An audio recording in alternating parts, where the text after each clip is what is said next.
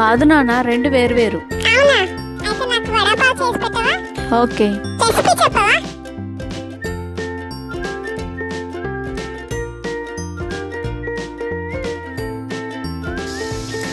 ఆలూని boil చేసుకుని smash చేసుకుందాం. ప్యాన్లో ఆయిల్ వేసుకుని ఆవాలు, జీలకర్ర, ఉల్లిపాయలు, పచ్చిమిర్చి, పల్లీలు, సాల్ట్, కారం వేసుకుని ఫ్రై చేసుకుందాం. ఆలు, నిమ్మరసం, కొత్తిమీర వేసుకుని కలుపుకుందాం.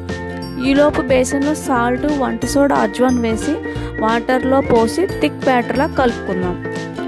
ఆలుని ఉండల్లాగా తీసుకొని బేసన్ బ్యాటర్లో ముంచి ప్యాన్లో డీప్ ఫ్రైకి సరిపడా ఆయిల్ తీసుకొని ఫ్రై చేసుకుందాం.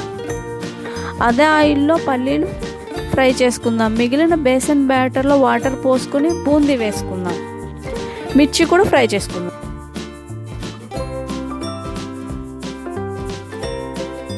సూపర్ మార్కెట్ నుంచి తెచ్చిన పావుని కట్ చేసుకొని రెండు వైపులా సాస్ పెట్టుకొని ఆలు బజ్జీ పెట్టేసుకుందాం. ఫ్రైడ్ పల్లీలు, బూందీ, మిర్చి వేసుకొని గార్నిష్ చేసుకొని సర్వ్ చేసుకోవడమే.